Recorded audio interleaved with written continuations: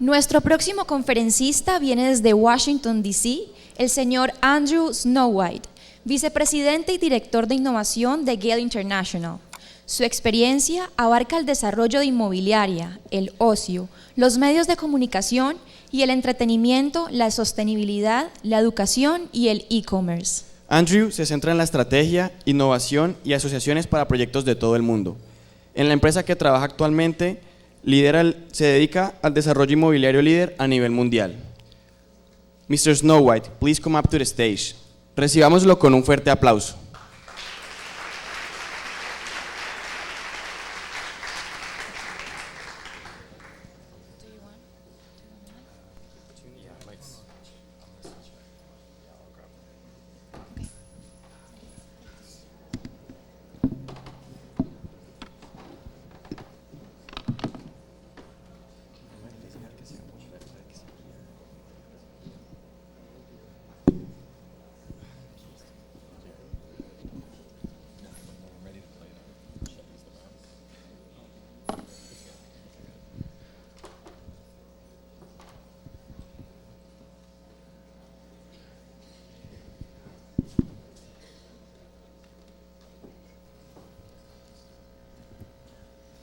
Buenas tardes. Buenas tardes. Gracias. All right, my Spanish is not what it was when I was in high school and college, so I'm going to have to do this in English. So bear with me. My name is Andrew Snowhite. I'm Senior Vice President and Chief Innovation Officer at Gale International. Gale International is a global real estate firm based in New York City with offices in other parts of the world. I really enjoyed the talks that were given earlier today, and it kind of inspired me to go a little bit off my presentation for just a few minutes. I've been really inspired today, and since I've been here since earlier in the week, from all of the students that I've met. For me, I think that education is obviously critically important, but it's what you do with that education is what really matters in life. So innovation in a lot of ways from a business perspective is about solving problems. But I think it's also important to think about how do you innovate yourself, especially at this time when you're in the beginning of your career and you're trying to figure out what do you want to do with yourself and what impact might you want to have on the world. So that's one thing that I just kind of want to throw out there is that you know, innovation works from a business perspective, but it also works from a personal perspective. So I thought I'd tell a quick story, a little bit about my story, because I've been pretty lucky along the way, but I've kind of had to innovate myself as I've gone. So when I was a kid, if somebody had said, you know, someday you're going to be speaking at an event at a university in Columbia, I would have not thought that was possible. And one of the things that I found that's really important in life is you got to find people that have similar interests and similar passions as you do, and you can't be afraid to talk to them, ask them for things. So my story started when I was 15 years old. I grew up outside of Washington, D.C., and we have some great museums. There's a natural history museum. And when I was a kid, I was obsessed with the ocean, with fish and with sharks.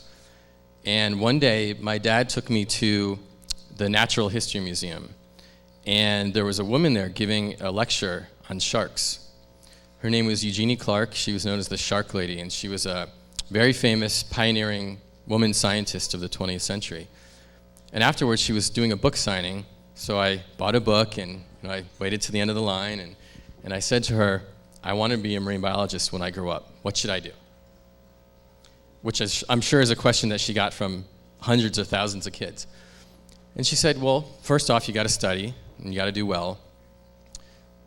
But why don't you write me a letter? This was, you know, before email and internet and everything. So I hand wrote her a letter. She was at the University of Maryland at the time, which was only about an hour from where I lived. So I wrote her this letter, told her about myself, said I knew how to scuba dive. And about a month later, I get a phone call. I still remember it. I was doing my geometry homework. My mom says, Eugenie Clark's on the phone. Wow.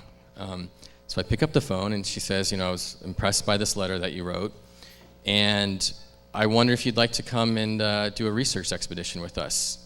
It's like, wow, I'm 15. She says, you want to come to Belize with us in January? Belize? Of course, but I have to be in school.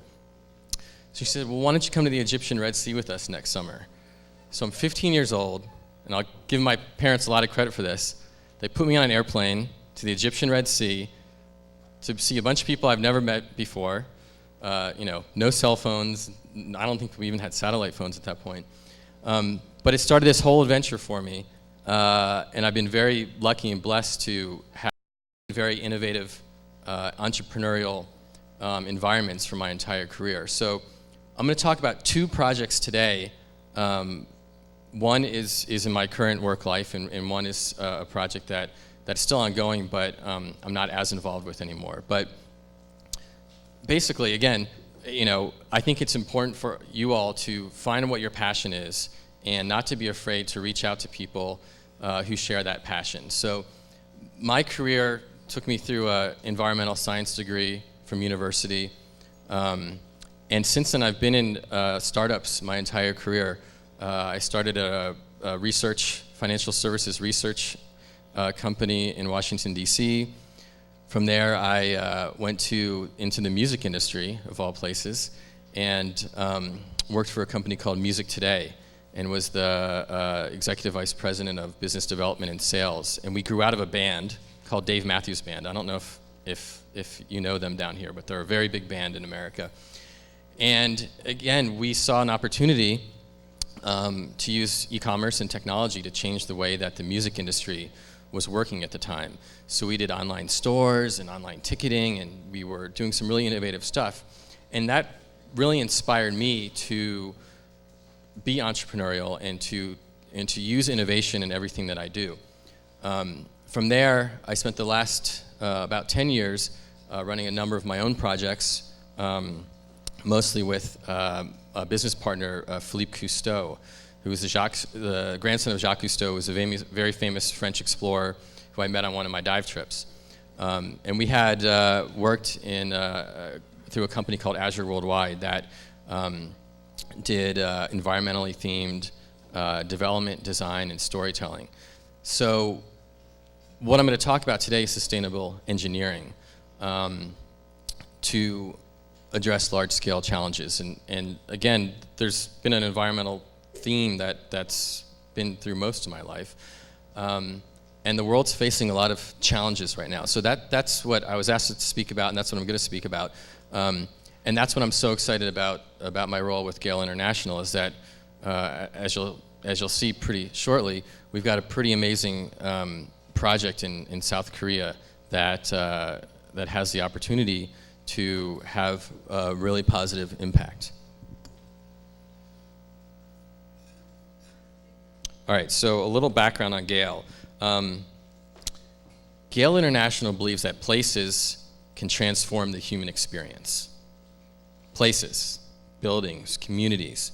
The company is almost 100 years old. It was founded in New York City and Long Island, mostly first as a residential real estate company. And now the grandson, the CEO of our company, Stan Gale, pictured up there, had branched off and did a lot of commercial real estate. Large communities, large buildings, all throughout the US. And in 2001, after just doing a really big project in Boston, he got a phone call from someone that said, hey, the government in South Korea wants to build a new city. What do you mean build a new city? They want to build a new city from scratch. So for the last 15 years, our company has done a variety of real estate projects, but most of the work has been focused here on this new city in South Korea called Songdo, which I will talk about in more detail in a minute. Oops. All right, so when we approach projects, we do it in a manner that is holistic.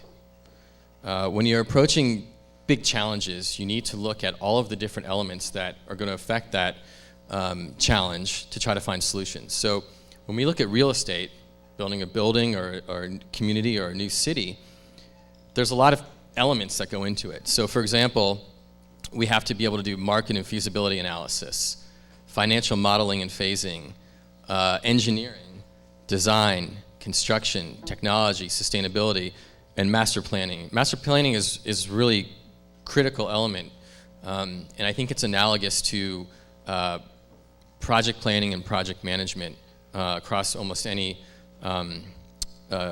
problem that needs to be tackled, where you need to bring together a number of experts that have varying degrees of expertise in different fields to be able to create a plan. All right, so we'll start with some bad news, and then we'll get a little more positive. The world's in trouble. I don't think anybody here finds that surprising. We've heard about that from some of the folks that spoke earlier with Solar Decathlon and so forth. There's a lot of issues in the world right now. You know, there's financial crisis and stagnation. There's government instability all over the world. There's conflict and wars. We have climate change to deal with. Pollution, water, which is a topic that was mentioned a number of times earlier today. Food security. But a lot of these things are an issue because of population growth. There's a lot of people on the planet, and we're about to get a whole lot more. So it can be pretty scary, but the good news is we have the tools to find solutions. And what inspires me about coming and speaking to students and young people is that you all are the ones that are going to have to, in a lot of ways, deal with these issues that we're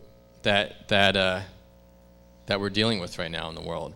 But I'm inspired by the fact that I see passion in the people that I've met, and they want to find solutions. All right, so here's some really basic stuff, especially talking to engineering students.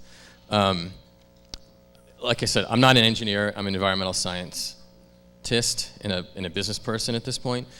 But engineering is a key to a lot of the work that I do. So from a pretty high level, you know, we've got engineering as a field. We've got civil engineering, mechanical engineering, electrical engineering, chemical engineering. All of these things go into creating big projects like a new city. And really, you could find analogies for these different fields of engineering when you're trying to solve all sorts of problems. But to tackle large-scale challenges, we first need to apply creative engineering, okay? A lot of these things are what I would consider to be tactical. You know, you figured out what a problem is. You think you might have a strategy to tackle it. These are the tactical elements that you're going to use. But before you get there, you have to be creative. You have to think, how am I going to solve this solution? And that's what innovation is all about, because essentially, you know, innovation is finding new ways to solve challenges. So again, that's what I think the importance of being young and being a student is, that you have that ability still. The world hasn't broken you down yet, to be creative. And I think that that's something that you should think about both in your own personal lives, but also how you approach different projects. So, and even as we've talked about earlier today, you know, I think that the Solar Decathlon is a creative way to think about how do we solve housing issues in a world where there's much less resources. El Gramo is a way to solve food issues in areas where there's poverty. So all of those things are big issues, but the way that they solved them was through creativity. I mean, we saw that picture earlier with the first iteration of the machine that looked like, you know, I think they were building in a dorm room or something, you know, a small space. So you got to start somewhere. All right. Now I'm going to talk about some examples. Two examples here. The first is going to be Songdo, which is the new city, and the second is going to be a very cool project that we worked on at the university where I attended, which is called the UVA Bay Game. I've got some videos I'm going to show with each of these, so hopefully they will work. They are in English, but I think you will hopefully understand them when I play them. All right, so Songdo is a new city in South Korea. South Korea, 65 years ago, went through a terrible war, and the country was essentially decimated. It was one of the poorest countries in the world, but through help from the outside, but more so from passion and ingenuity of the Korean people, they wanted to make themselves better. They're now the 12th largest economy in the world. It's amazing in 65 years to see what they've accomplished. So in the late 1990s,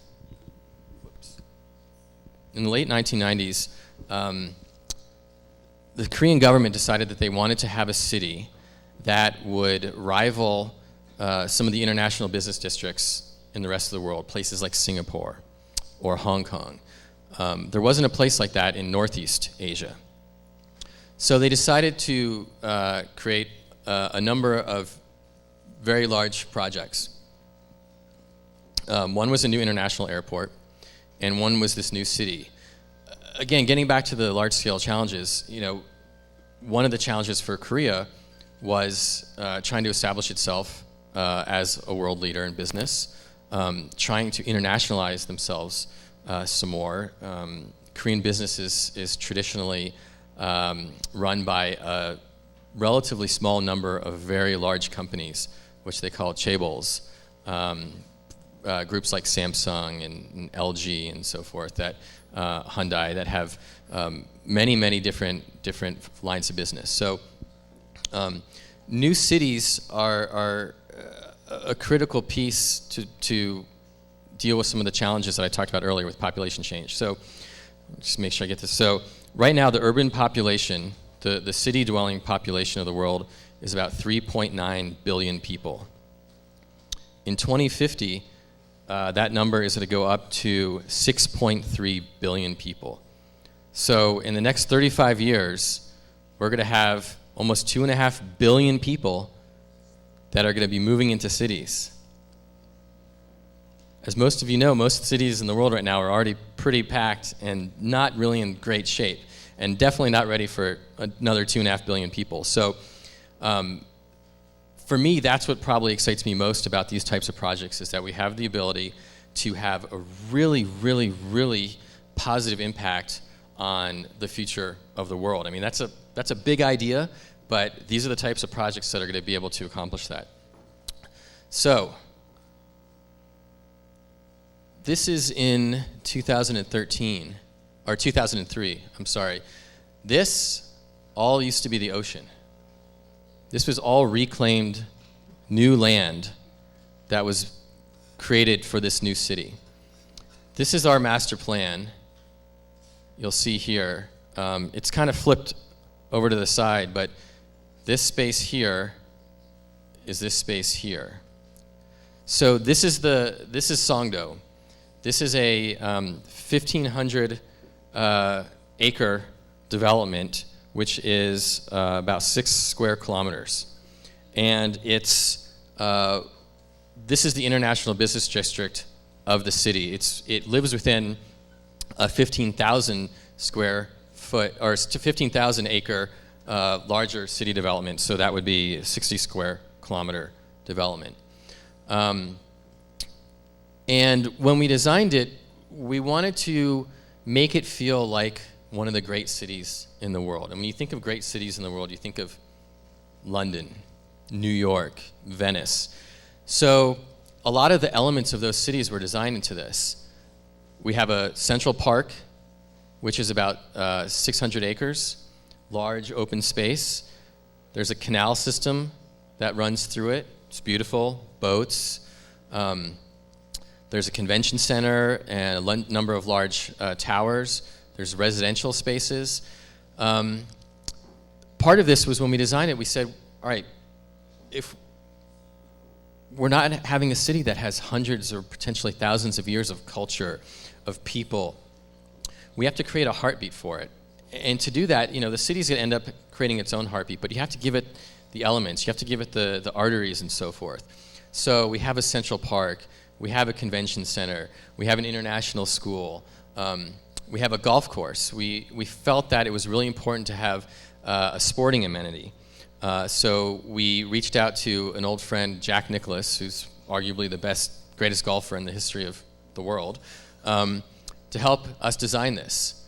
So to do this, again, getting back to some of my comments earlier, it takes a village. That's a saying we have in America.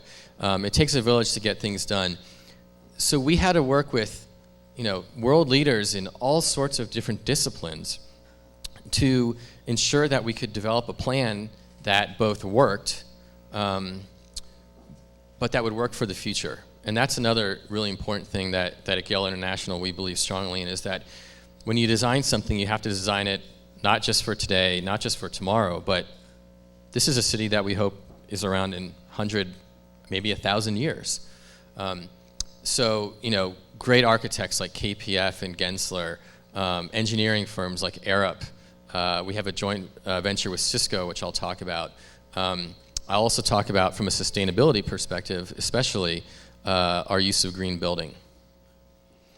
So, I just got back from Korea like 7 days ago. So I've been back and forth across the world, and now I'm going up and down. So we just hosted a golf event called the President's Cup. And it is a global event that pairs the 10 best American golfers against the 10 best non-European golfers from around the world. Very cool event. It was broadcast to 1 billion people around the world. And for us, it was kind of the culmination of all of our work over the last almost 15 years building this city. We now have a city that has 30,000 people in our footprint, 90,000 people in the larger area. We have 1,500 shops and restaurants. We have hundreds of businesses. It's now a living, breathing city. It's hit what we like to call critical mass. And this event for us was very much a way to show the world that we're open. We're open for business. We're open as a city. So this is a video that the PGA Tour, the Professional Golf Association of America, or the Professional Golf Association, created about Songdo. So I wanted to show this because it shows some really great visuals. Remember, less than 15 years ago, this was the ocean. And now you'll see today what it's become. If I can start it.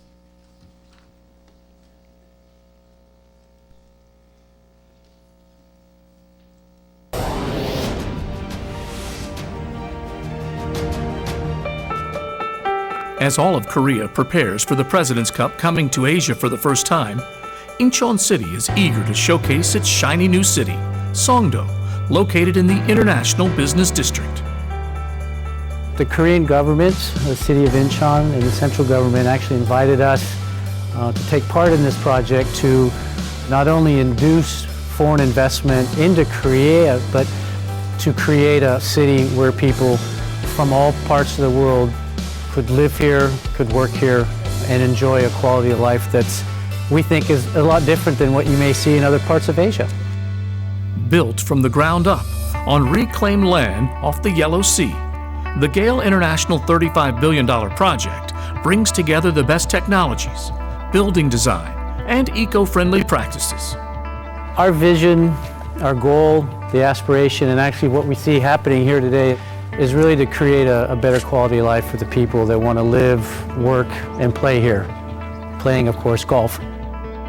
Just 2 blocks from down here, you got some of the most advanced research and development lab from a number of companies. So they are really coming in this area, not just to do business, but also to play golf, go out to the park where they can walk and enjoy great food, canal walkway, and great housing and schools. 500 million tons of sand was brought in to create the city of the future. And 10% of Songdo's 15,000 acres is dedicated to an enormous public park, both inspired by and named after the world-renowned Central Park in New York City. We're standing actually in the Central Park. It's the heart and soul of the project. It creates a beautiful microclimate because of the water and the canal. And it's just interesting, this park, and in fact, the golf course where the President's Cup will be played, was underwater. Set in the shadow of Songdo sits the Jack Nicklaus Golf Club Korea, a signature project to the overall master plan. 그래서 이 골프장 설계와 관련돼서는 뭐 잘 아시는 것처럼 잭 니클라우스가 뭐 현존에서 가장 그 유명한 그 골프 코스 설계자라고 저희들은 판단을 하고 여기에 대해서 이제 잭 니클라우스에서도 흔쾌하게 수락을 해서 같이 이제 골프장을 만들게 되었는데요. We knew going in that for the development we needed that signature project such as the golf course with the rest of the projects here, and to have the PGA Tour recognize not only the golf course but to recognize the master plan, the convenience, the proximity to the airport, the hotels that are up and running already. The Jack Nicklaus signature golf course is a signature project within the development. 친환경적인 어떤 환경 속에서 지친 심신을 달래주고 하는 데는 골프만큼 좋은 운동이 없는 것 같습니다. 골프는 정말 저희들한테 굉장히 소중한 그 엘리먼트 중에 하나라고 이렇게 생각을 하고 있습니다. Songdo, with all its advancements, has become a model for smart cities around the globe. It's really a way of, showing the world we're opening up. It's the opening of Songdo to the world, and we're extremely excited to be given that opportunity to showcase the city, the people, the project, and of course the golf course.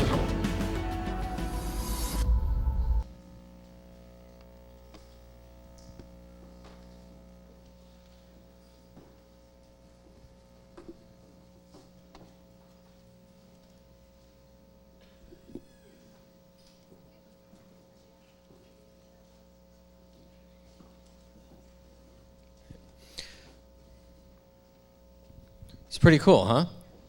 Cool? 15 years to build a new city.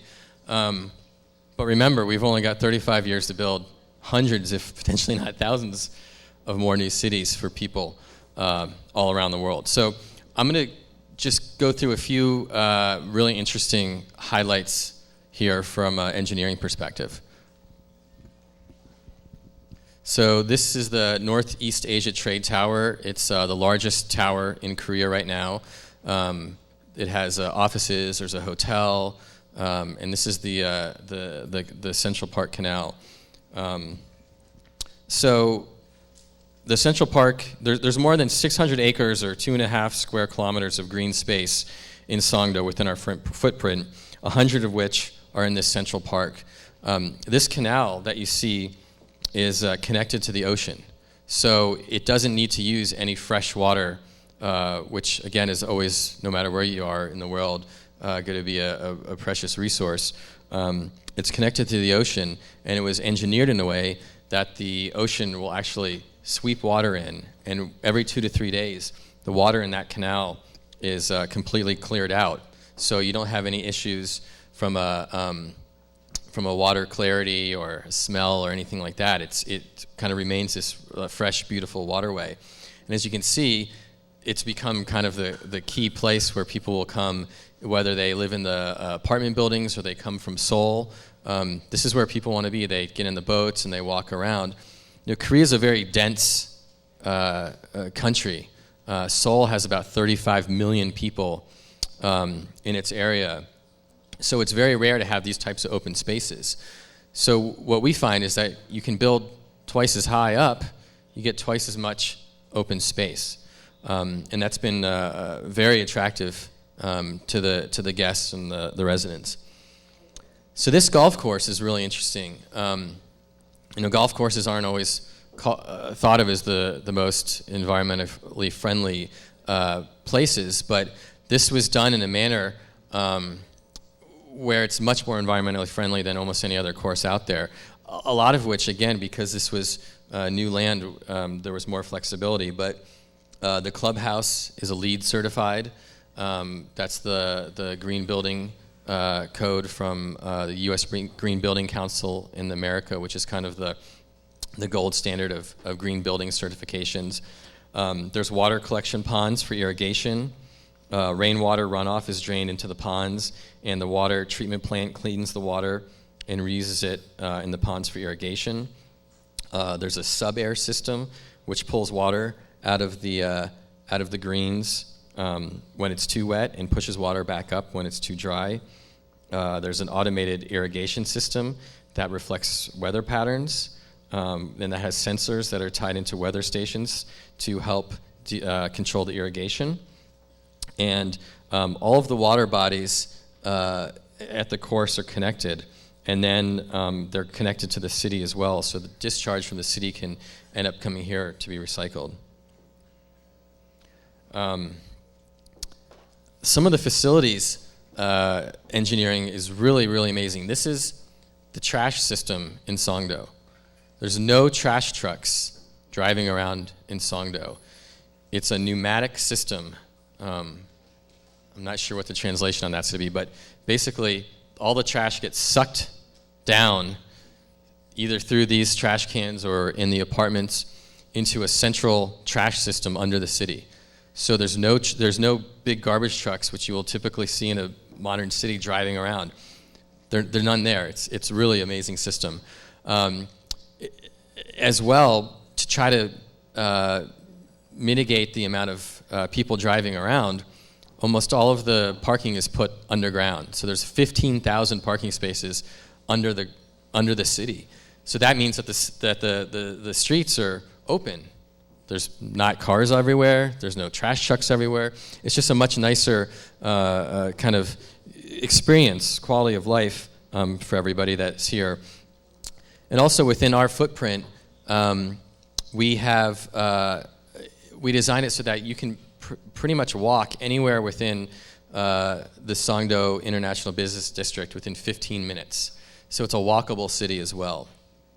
I'm just going to go through a few of the green building and kind of energy points. So this is a very cool building here, and it houses something called the United Nations Green Climate Fund, which is just getting started, but pretty soon it's going to be the fund of funds for climate change.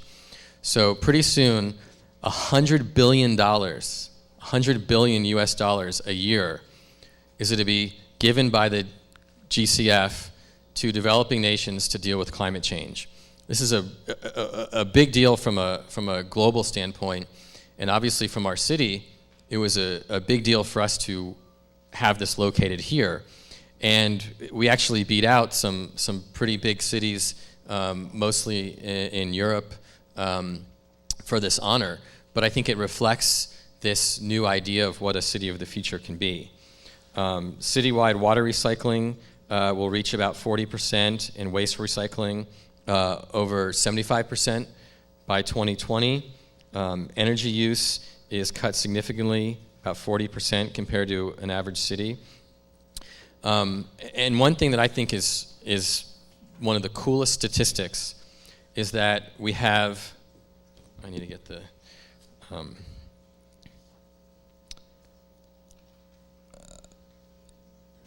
So when it's built, the city will have about 100 million square feet of space, built space. That's about 9.3 million square meters of built space.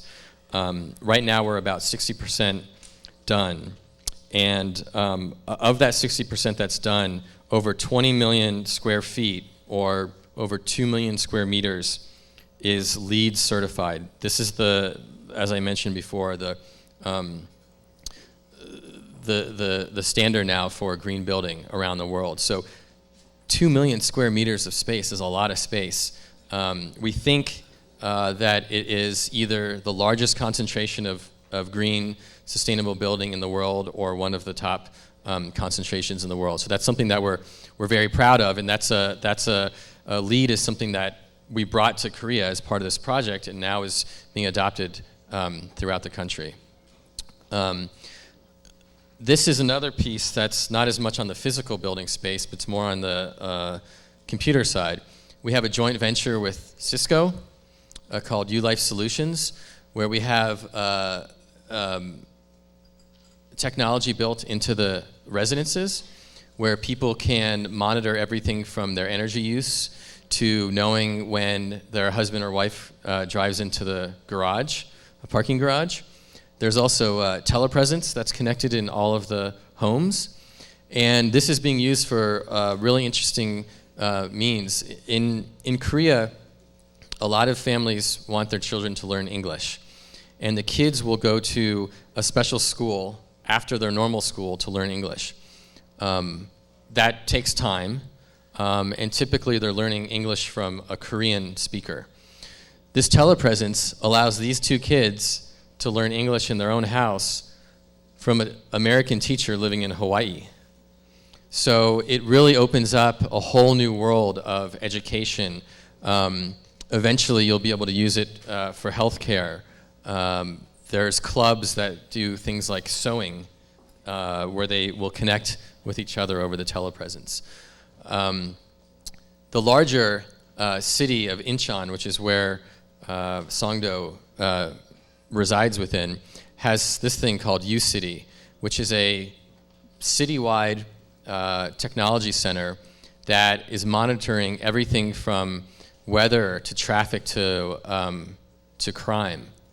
So you can actually go, this is a real room where they have all of this stuff projected against the wall, and they monitor who's coming in and out of the city. If a child gets lost at a mall or a school, they can track from there. So it's again, the city isn't just about the physical structure, but there's this whole element of technology that's being built into it as well. These are just some nice images of some of the other spaces. This is the International School. This is the Convention Center. From just a quality of life perspective, there's concerts, there's festivals all the time. All right, so that's Songdo. The second thing I want to talk about is a project that I did through my older company called Azure Worldwide. And we had a partnership with the University of Virginia, which is where I went to school, on a project called the Bay Game.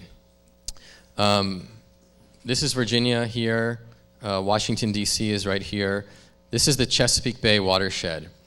A watershed is essentially an area where all of the water in this space drains into this bay, this estuary.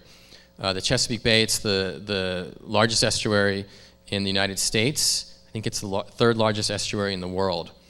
And our problem here isn't as much of water quantity. We typically have enough water, but it's dirty. It's really dirty.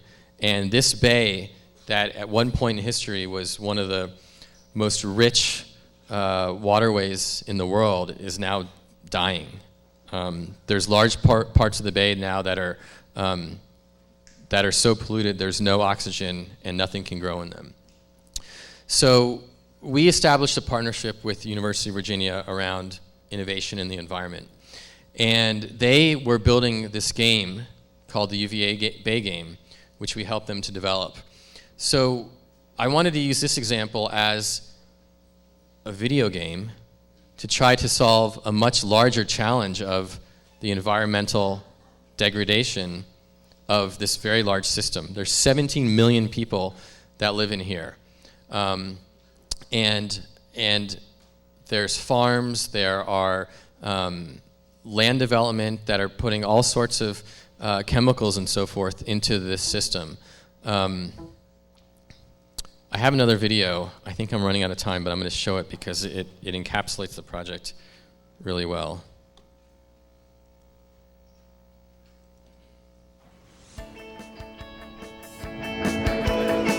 At a glance.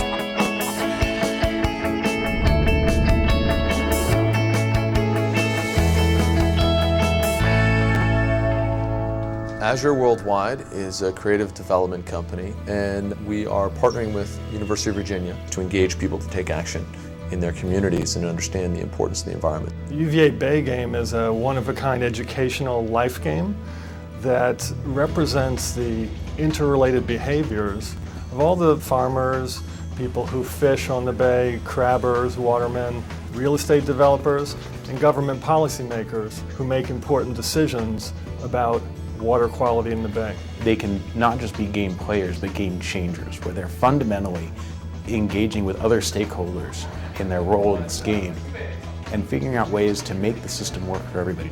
In a game, it's constantly prompting you to learn from your mistakes. You can play it over and over and over until you understand what the concepts are. But when you give them the opportunity to really engage in and take on a role and take ownership of that role, there's actually a lot of research that supports the idea that when people do this, they learn more, they learn better.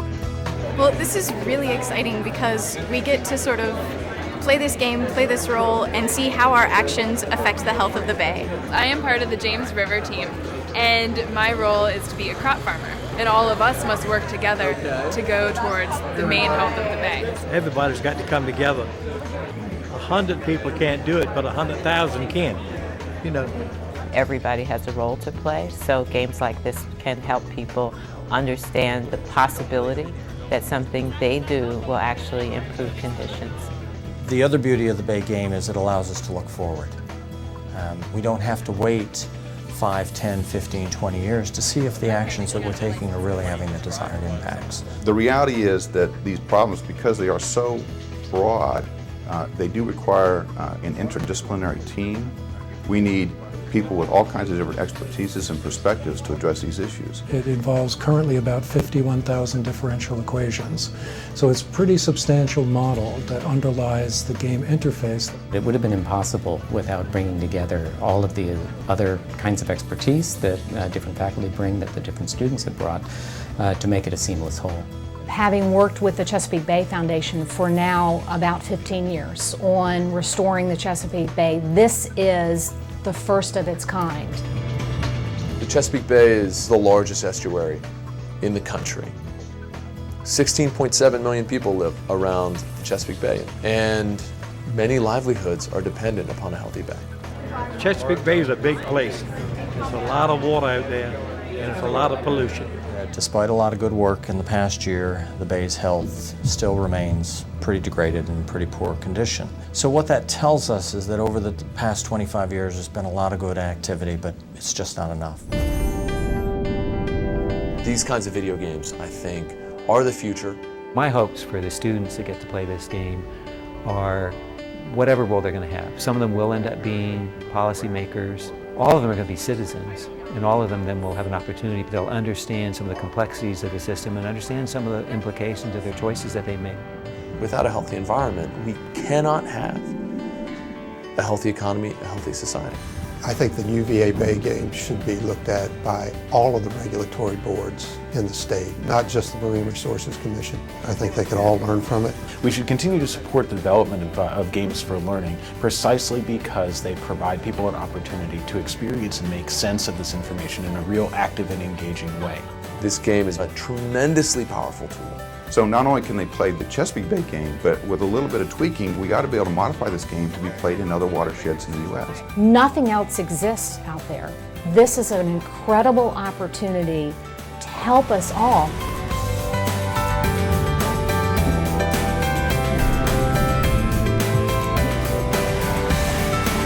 Unless everybody wins, nobody wins. All right, so I've only got a minute left here, but I don't know if that was translated through the earpiece or not, but this is a systems engineering approach to a very large real-world problem that affects millions of people from an economic perspective and from an environmental perspective. And it grew out of a university. It grew out of people from lots of different schools within the university working together. And the game itself continues to evolve. This is just an example of what the interface looks like. So you can see how it's essentially you play over a 10-year or a 20-year period, and you have a role. This person was a crop farmer, and you make decisions based on your business, and those decisions show both an effect on the financial well-being of you, but also the environmental well-being of the bay. And we measure that by the amount of nitrogen and phosphorus that's put into the bay. Those are the two main things that cause the environmental issues. We played it with universities all around the world now. We've played it with corporations like GE and IBM. So again, it was just a fun example of how can you look at one of these real world challenges in a completely different way. So thank you.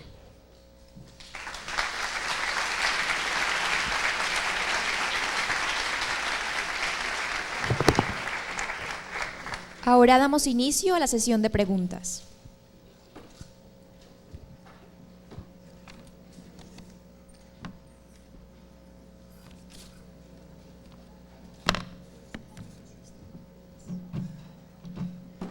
¿Cómo Gale International integra las nuevas tendencias de energía renovable en proyectos como Songdo?